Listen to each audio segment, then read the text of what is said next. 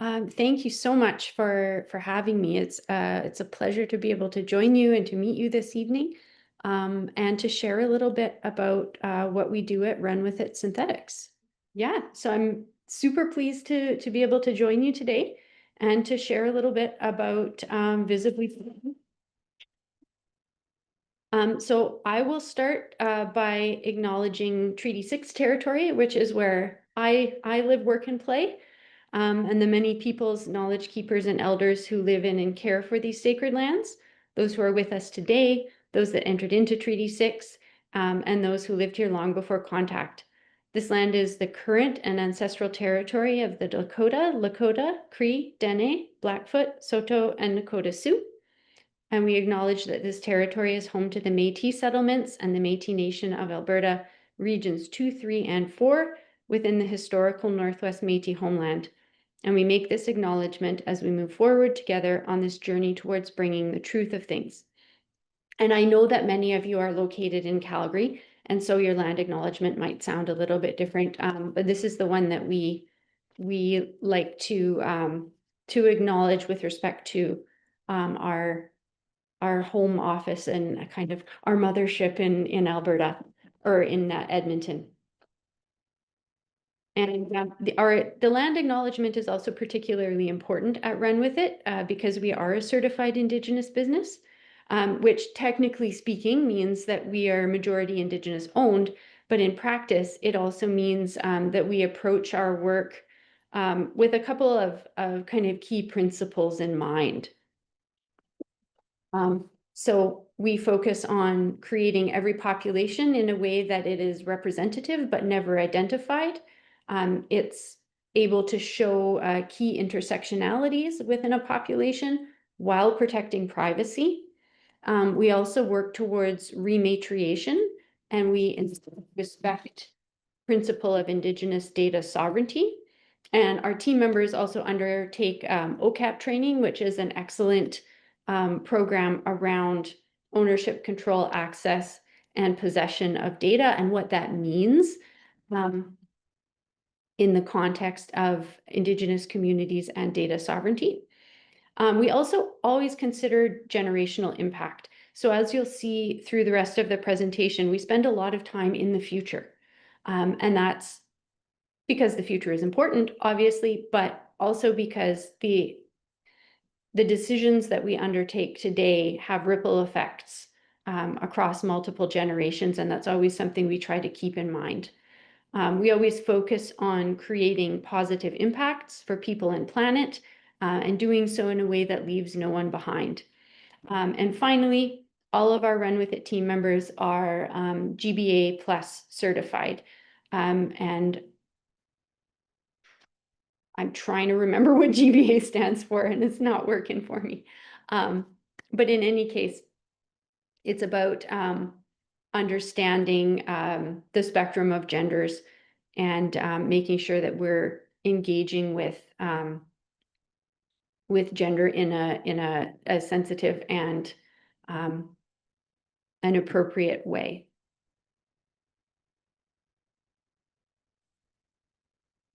And so I like to start with this slide because it kind of outlines, the simple fact that gets us up and going every morning. And that is the fact that tomorrow is not like yesterday. And I know that that sounds very simple, but when we think about the fact that the delta between tomorrow and yesterday seems to be increasing pretty rapidly, there's a little more nuance behind that notion.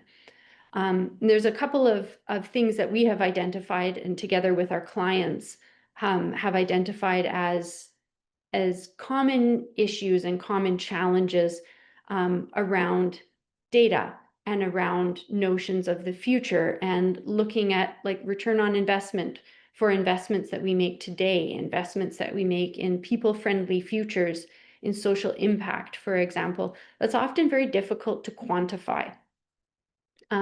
We also need ways to make the invisible visible. And I'll get a little bit more into what that means for us, especially in terms of populations. Coordination and collaboration is critical, especially when you've got multiple stakeholders coming from very different fields with very different interests sometimes very different goals, bringing everybody together to work on something, getting everyone pulling in the same direction isn't always easy. And so we try to provide a space that facilitates that. And then dealing with data that is often siloed, sometimes it's partially missing, it's historically focused, sometimes incomplete, biased, privacy protected, etc. So it's difficult to work with. That and the fact that everyone is starting from a different place in terms of their understanding of data, how they use data, how it's employed in their organization. And so we try to kind of level the playing field for everyone. And we do that with our suite of tools for thinking and engaging differently. And so what we do at Run With It, and I realize I've talked a whole lot before getting into what we actually do, but we generate geospatially accurate living models of cities and regions, complete with people, policy, technology, infrastructure, and lots more, making basically an environment or a digital sandbox that's like SimCity, except for real, and is used to support decision makers in trying to work towards the best futures that they can. And one of the things that really sets we call them synthetic twins, so that would set our synthetic twin apart from a more traditional digital twin, the population. So each of our synthetic twins or synthetic environments includes a representative but never identified population, which turns the environment into a bit of a living lab. And each of our synthetic humans is an AI-enabled entity. So it has demographic and psychographic attributes, has patterns of life, it can make choices, it can learn, it can answer a survey. It's great. We always get 100% response rate for our surveys. But when we generate these populations, going back to the principle of them being representative but never identified so that privacy and confidentiality isn't an issue, we generate our populations using entirely publicly available data. And we always start with census. And census is a wonderful tool, but it does undercount certain demographics. So whether it's pregnant women, children under 5, newcomers to Canada, people who may not speak French or English, they tend to be underrepresented in census data. And so we will then layer in other sources of data and research and information to kind of flesh out our population, if you'll forgive the pun, and make it as representative as possible.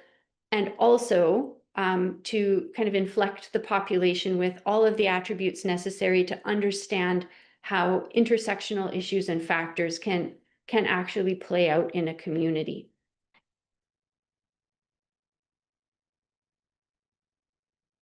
And so this creates a wonderful living lab because we're able to, when we synthesize the built environment and the population, we then combine those by placing a household's worth, so a grouping of humans that makes sense, into each of our residences, and that allows us then to look at a detailed set of attributes and behaviors, not only on the individual level, but also on the household level, and also in terms of the residence that people inhabit. We can make synthetic entities out of all kinds of things. So we can have synthetic roads or synthetic grid infrastructure, and it all has its own set of attributes. But what really I think is one of the places where we shine is as our synthetic populations and our synthetic household groupings. So you can look at some examples here, these little dashboards. We can get a description of where these people live, what their family structure is like, income. We can look at things like water consumption, electricity consumption, natural gas consumption. All of our synthetics have attributed education, age, gender, and all manner of other things. They'll often have hundreds of attributes. But this is just kind of a basic dashboard to help illustrate how all of these things come together to create a representative version of the environment we're portraying.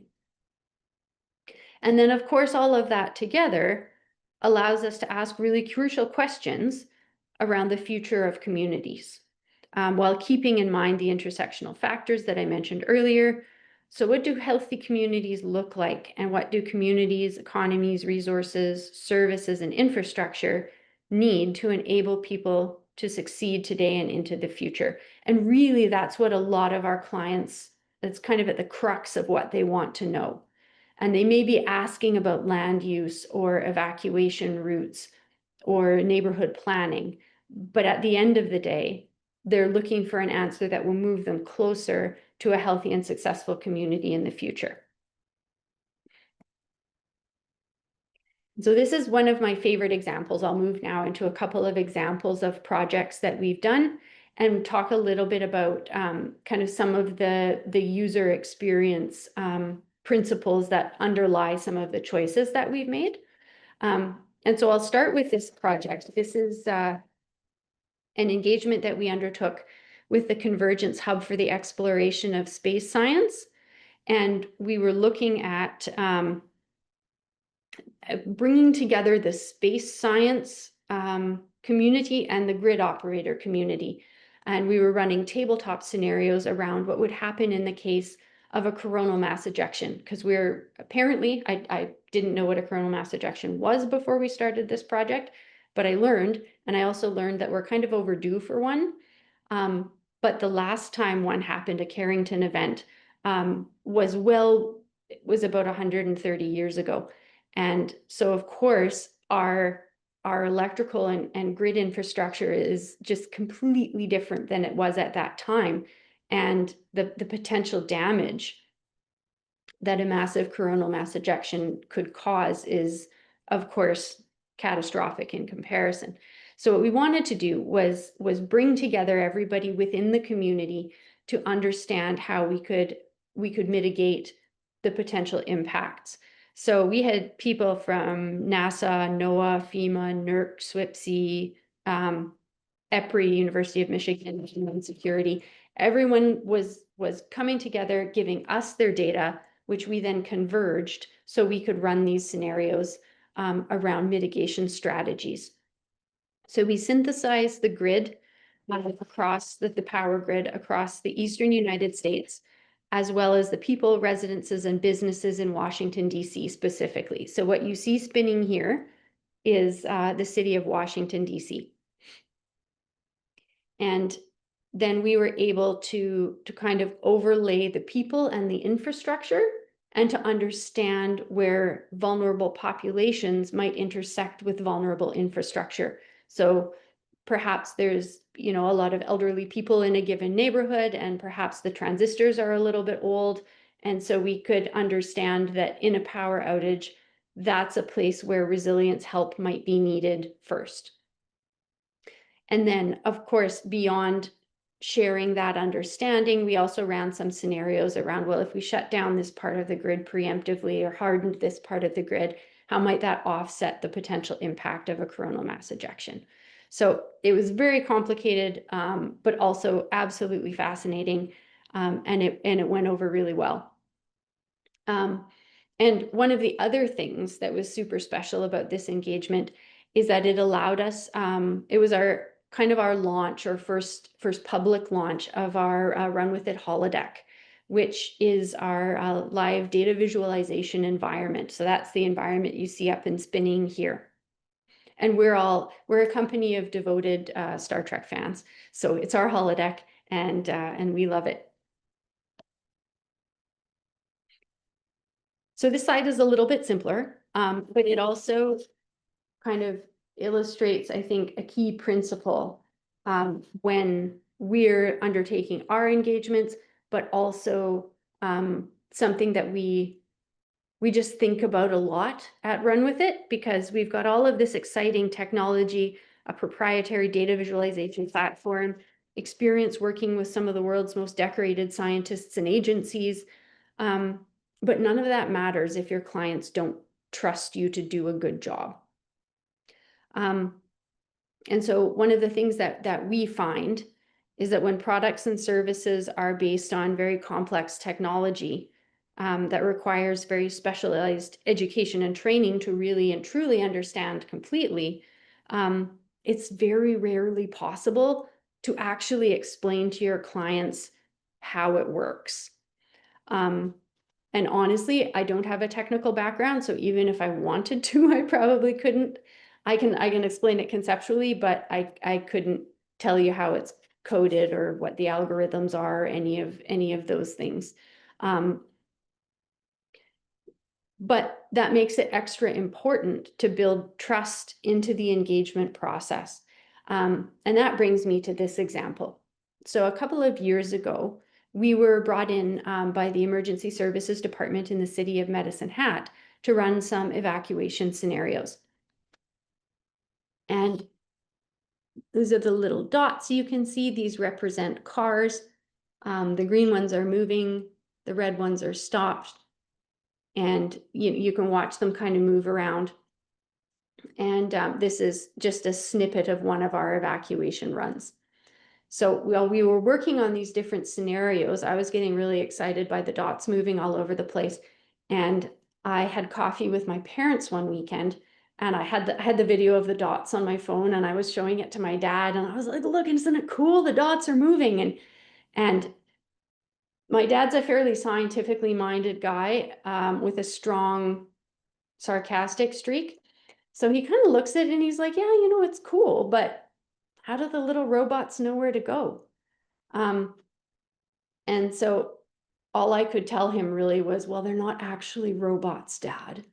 But beyond that, I realized I don't actually know how they move and how they decide and how they kind of navigate their environment. And if I don't know, and my dad wants to know, the clients are definitely going to want to know. And so I brought this whole conversation back to our team, and we built this slide. And because the fascinating part of it is that synthetics drive just the way that you or I would. So we set the neighborhood exit as the destination. We start the evacuation clock, which means that everybody has 5 minutes to leave. And then they start driving. They get in their cars and they start driving. And they all start with kind of knowing the distance and bearing basically to their destination. And then they move towards their first decision point in the same way you or I would. And sometimes, that's a stop sign or a traffic light. But they do that. They stop, they wait their turn, they decide which route to take, kind of recalibrate distance and bearing to their destination and move towards the next decision point. Once they're there, they make a decision and continue the path until they get to their destination, at which point they're done and kind of out of the scenario. And each of our synthetic drivers is equipped with a cone-shaped forward-facing field of vision that gives them a bit of a buffer so that they can know when there's another car in their general vicinity and they don't hit them. So same as you or I, we keep our eyes open, we don't hit the car in front of us.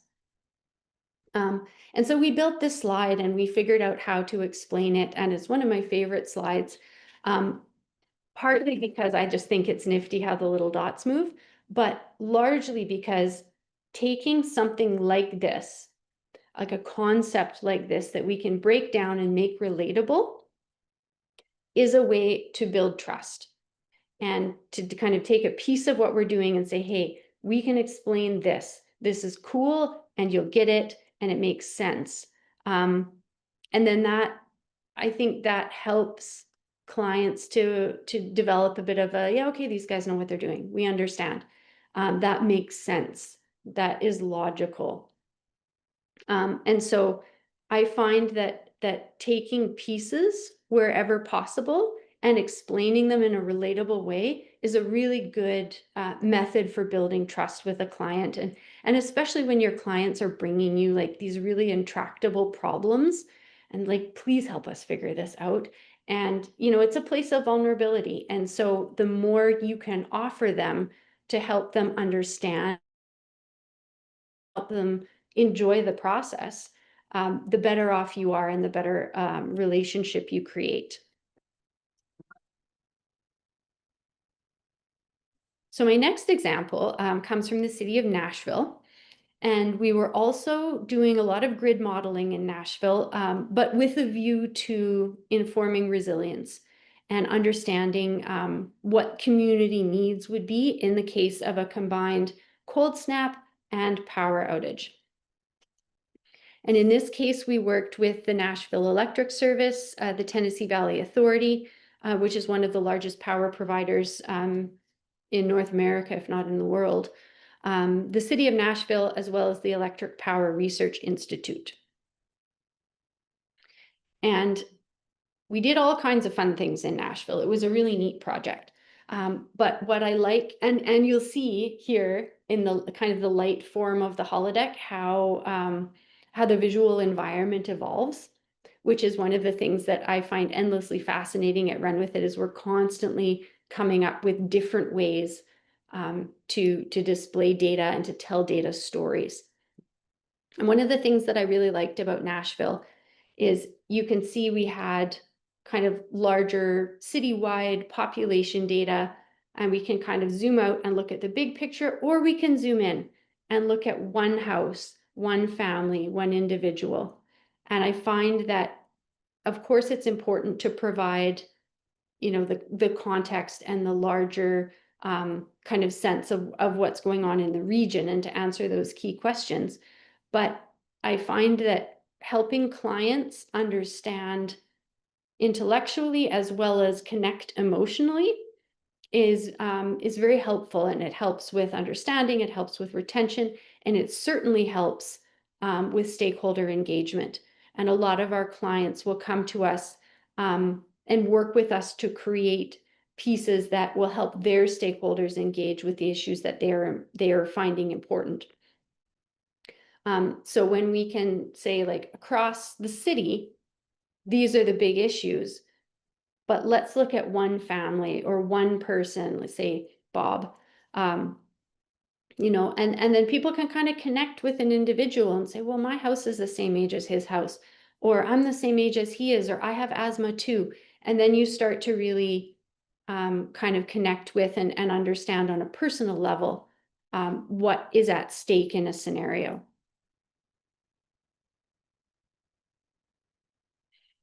And this is synthetic earth. So our environments just keep getting bigger. But this is actually, it's not one single environment. It's a way for us to locate the regions that we have synthesized, and we don't have them all. So we don't have the whole world, but we do have a couple hundred municipalities and large chunks of North America. We have the whole Canadian North, and we're continually building and adding new environments. So in this case, this is a city in Alaska. This is synthetic Juneau. And the goal behind putting everything on a globe is really to locate our regions and our environments in a way that connects them with the surrounding areas. So borders can be quite artificial, and municipalities and regions are always connected with the surrounding area, be that surrounding built environment, surrounding natural environment. And that's the lovely thing about synthetic earth, is it allows you to see how everything is connected. And there's one piece to point out in particular along the lines of spending time in the field. We're able to dial our environments forward using, we can kind of build them out according to area structure plans, population projections. Most communities have information on how they foresee their build out going. So we can synthesize houses that don't exist yet and add people that haven't yet come to the region, which allows us to look at, as you can see, the little wheel up top allows us to move from year to year. So we could look at Juneau in February of 2040, or June of 2044, and we can just scroll back and forth, and our regions grow accordingly to how far out we push them.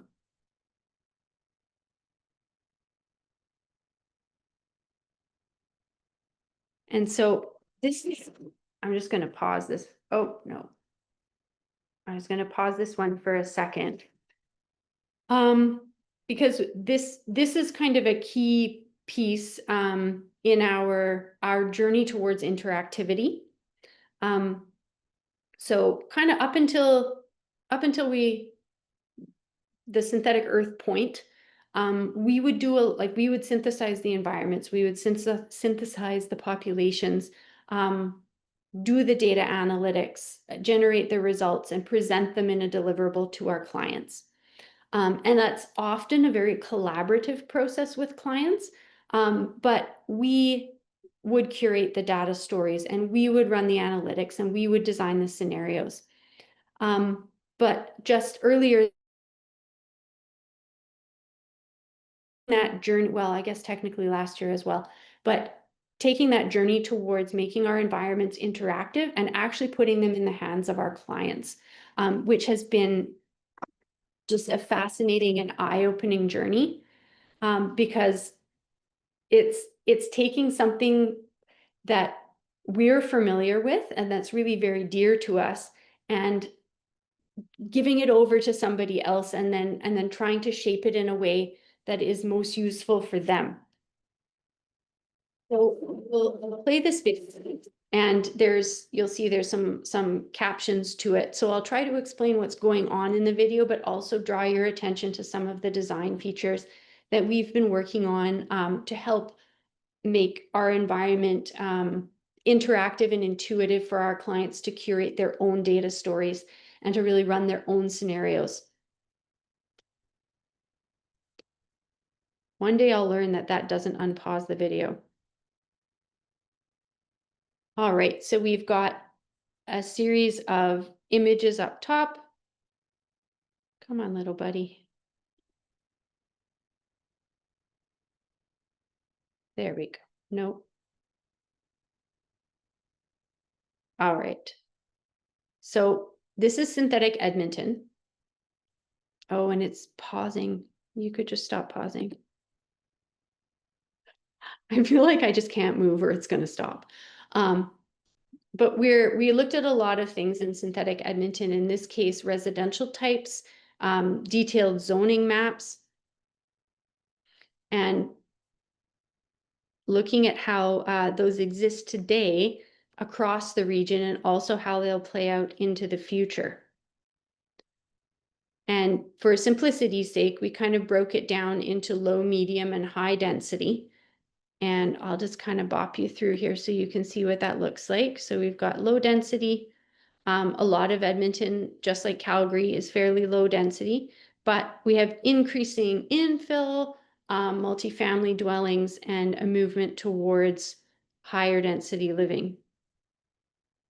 So you can see the medium and then the high density as well.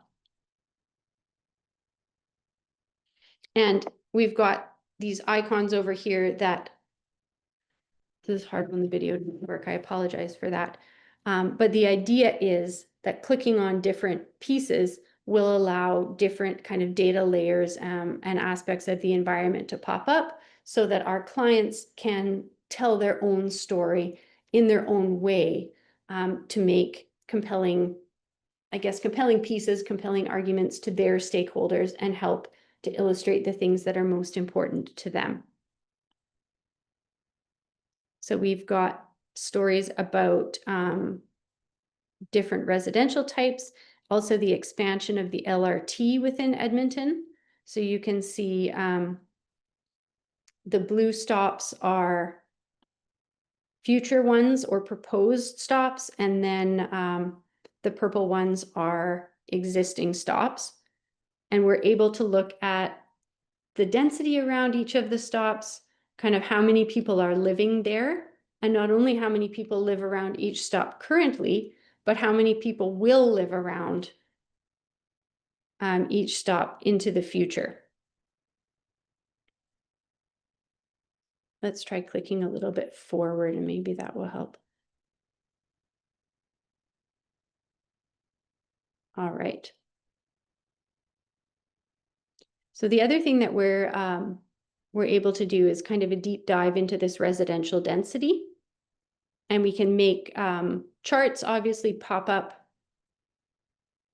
on our maps and look at, and you'll also see there's a bit of a toggle up in the top right-hand corner.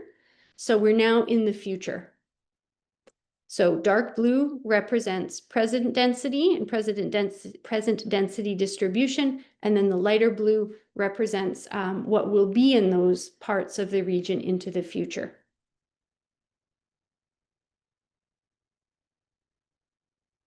And you'll also notice there's we can change camera angle, and we've got a set of little tools in the bottom right-hand corner that allow for perspective change. So we can tilt the map, we can move back and forth, we can zoom in and out to make sure that our clients are able to kind of zip in and look at what they need to, and then zip back out to get the bigger picture. And of course, this interactivity is a work in progress. It's something that we're developing and testing at the moment with a client in the Edmonton region, and it's going very well. It's also super fascinating to work with them and to talk to them and to kind of see them experience this thing that is part of our daily lives but is quite new to them, and to see how they will sort of refer to features that maybe part of ArcGIS or Google Maps, something that they're more familiar with, and it's like, well, does it do this and does it do that and does it do this in this way? And so then we're tasked with sort of, I guess, appealing to familiarity as much as we can, while recognizing that our environment is very different from a Google Maps or an ArcGIS, and it offers different things. But how do we make those things accessible and intuitive in a way that people will be able to work with? So that's the fun and exciting journey that we're on currently. And meanwhile, we continue to work in all kinds of different areas. And this is, it's a brag slide because it's about our awards. But I also really like it because it showcases the breadth of engagements and topic matters that we have dealt with over the last many years. So we've done work around hydrogen, decarbonizing growing urban environments. We do a lot around electrification. We worked with the Convergence Hub for the exploration of space sciences. We do a lot of resilience work. We did mobility work in Kuala Lumpur with the Toyota Mobility Foundation, which was very exciting. And then, of course, anything that really involves kind of the intersection between natural environment and built environment and human behavior is something that we just find endlessly fascinating. And so that's the end of what I had prepared. But I would be very happy to take questions, or if you want to see another slide again, let me know. We can boop our way back there. But I'd be happy to chat and discuss. Well, thank you so much. Please, if somebody, I think we're 12 people, so maybe we can make it more of a conversation format, so Yeah, hopefully absolutely. some of you can jump in and help us out to make the conversation more interactive. I would like to start with one simple and at the same time complex question. Mhm. Obviously, what I'm seeing right now for me, it's completely incredible. It's the kind of thing that is sci-fi. You mentioned Star Trek. Mhm. That's unbelievable, right? But as technology goes and you start introducing more technology, Mhm. where do you foresee these synthetics going? What do you think is going to be the future to run with it? That's we have a bit of a game within our company where before Christmas break every year we get together and and we just go around the table and we say, okay, where do you think we're going to be this time next year? And the general consensus is, I have no idea, but it's going to be fun. So it's on the one hand, like it's very difficult to predict where it will go. But I do see the interactivity piece really taking off.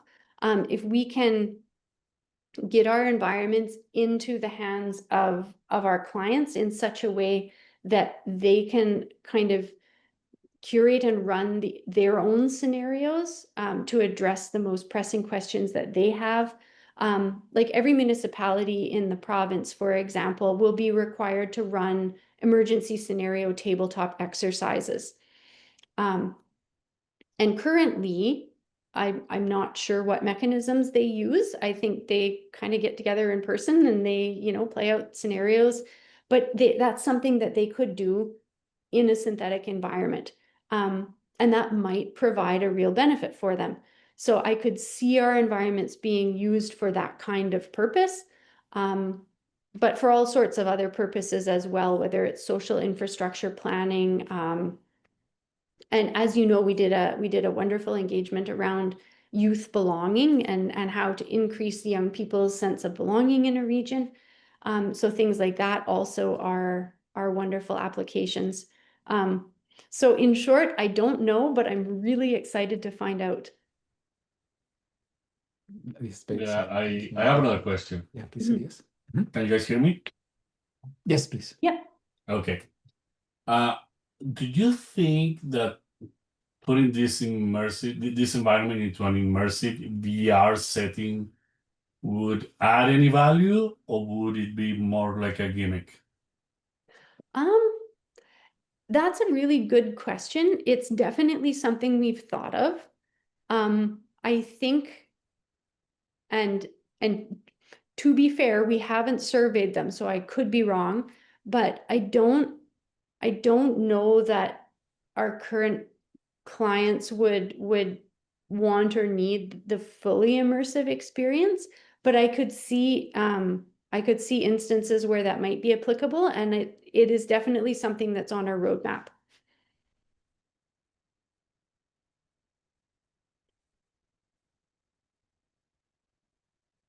Excellent. Thank you.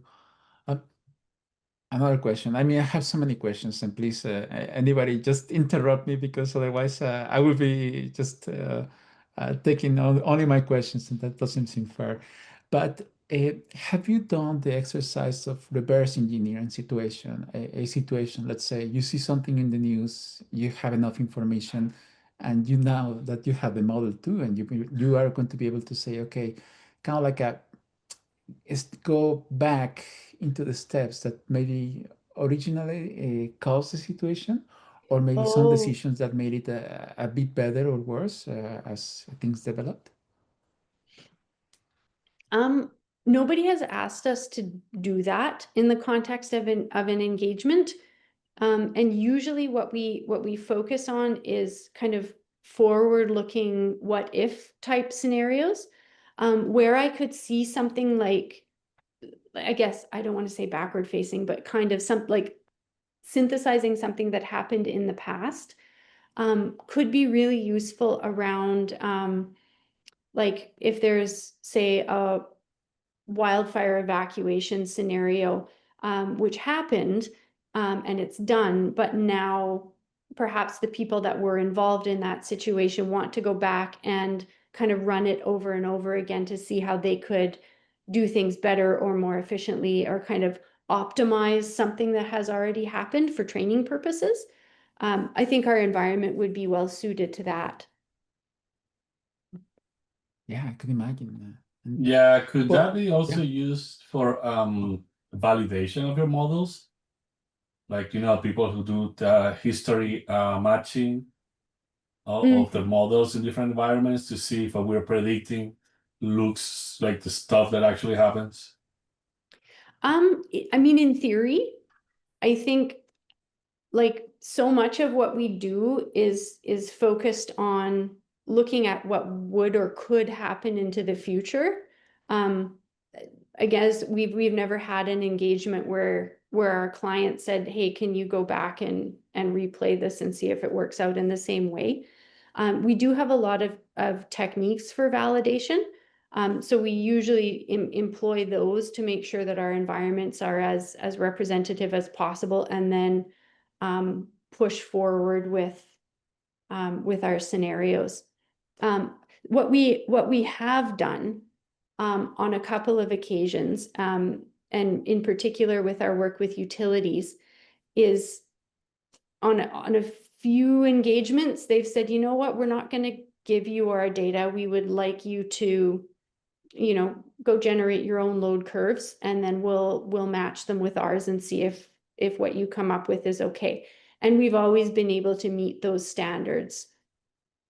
So I guess in that sense, in like validating against clients' data, which is sort of predicated on historical patterns, then we've been able to do that, yes. Thank you. That's incredible. I think I have a personal question, because I think you have a different view that many people cannot really, or normally would not be able to see, right? You're in Edmonton, you have modeled Edmonton. Have any of these models or the new information that you can get have changed your perception around the city as a person, as a citizen, as a professional? Definitely. So when we synthesize a region and then go to that region, there's always it feels different. It's kind of fun. The belonging work that we did took place in the region of Waterloo, and I got to go with a couple of my team members to the region of Waterloo to present our work. And as we were driving around and kind of going through the different cities and townships, we'd be like, oh, look, it's this place or that place. And so there's definitely a closeness that you feel with a place, having worked very, I guess, like you've worked inside it without actually being there. And so then going to that place is always a bit of an extra treat. So yes, I would say absolutely. That's incredible. It feels like, well, from what you mentioned, it feels like when you finally meet a colleague that you only had this remote work relationship. 100%. Yeah, when you kind of develop the Zoom friendship for months and months, and then you're actually able to meet in person. Yeah, that's a fantastic description. No, that's incredible. It's always amazing. Well, I keep on inviting people to jump in and ask questions. I think there is so much to learn from you, and also about your team, right? So I guess one of the things that it could be very relevant for the audience is to, based on what you have to do. Obviously, your solutions are very unique. You have quite a lot of technology that many people still don't understand. You mentioned the need to build trust, but also as the chief experience officer, you need to build an experience. How does it look like? How does it work for you? Oh, that's an excellent and huge question. We can break it down so it's easier to approach. I think like the client experience is something that we here. I'll stop sharing so that we can see each other's faces a little better. That it really starts from, how do they hear about us? So our CEO and CTO have been traveling extensively, and they're always speaking at conferences and doing presentations, and really trying to establish knowledge about RUNWITHIT, but also the value of synthetic environments and synthetic data and how it can be applied, especially with a view to how do we create a positive impact, because we're an impact organization, and that's really important to us. So right from how do people meet us? How do they learn about us? What is that experience like? And then how do we, collaboratively design an engagement? What does that look like? And there's always points where, you know, establishing trust is really key. And then once we, you know, we progress through an engagement, some clients they want to know everything about everything and they're super engaged. Other clients are happy for you to kind of take away your assignment and, you know, get it done and bring it back. So we try to be responsive with clients in terms of how much information they want, or not, as the case may be, but make sure that we're always keeping them informed and keeping them comfortable and understanding what's going on, and kind of passing back bits of, you know, this might be helpful, this is interesting, this is something we found, to make sure that they're, I guess, as active a part of the process as they want to be. And then as is evident from our design team, and I take no credit here, this is our design team's brilliance. We try to make everything very beautiful and very visually engaging and pleasing, so that, you know, working in our environment is fun and it's a pleasant experience, and people are drawn to it and excited to be there, and to learn everything that they can from working with us. So I hope that helps. But yeah, and I think what I was saying earlier as well, just kind of to wrap up the client experience piece, is that a lot of the questions our clients bring to us are things that they are struggling with or haven't been able to answer in any other way. And so that is you know, that's a vulnerable thing to kind of offer up this, you know, help me with it, I don't really know what to do with this. And so we really try to take that seriously, and I think that comes also back to the trust that, you know, yeah, we're going to work with you and we're going to be collaborative, and it's going to be a fun experience. So we try to kind of offer that whole package. Amazing. I think that's the part that quite a lot of us need to work on, you know, seeing every single touch point. And also I think the complexity of what we do sometimes is not understood, right? So helping the client to get Yeah. to understand what value is. Mhm. Have you ever been in the situation where you have to explain that, you know, and saying that, okay, people are like, what am I actually buying here? Is that a render? Is that a spreadsheet? What does it mean, you know? And people are Yeah, like, well, what is that? How do you respond to that?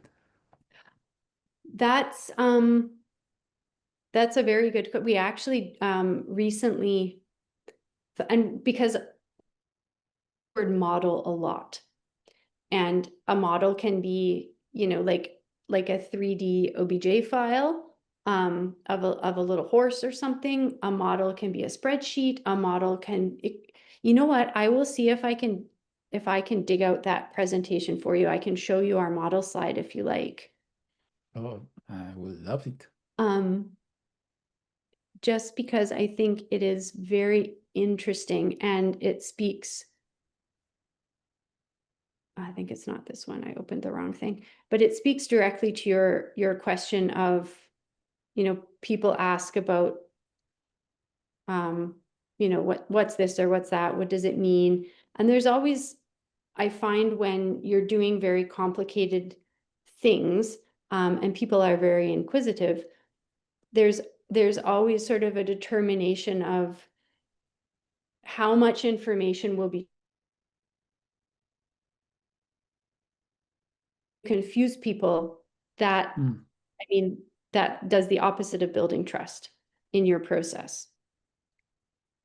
So this is a slide that we developed to answer your question, because modeling is a word that we use in all kinds of different contexts within the work that we do. And of course, our clients all come to us with a notion of what model means. And so we then have to explain that it means all kinds of different things.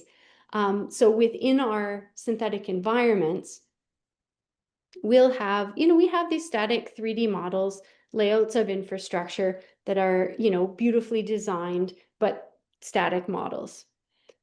We can also incorporate all kinds of different models, whether we're pulling data from a spreadsheet or from any other source. We can incorporate other people's models into our modeling environment, which is great.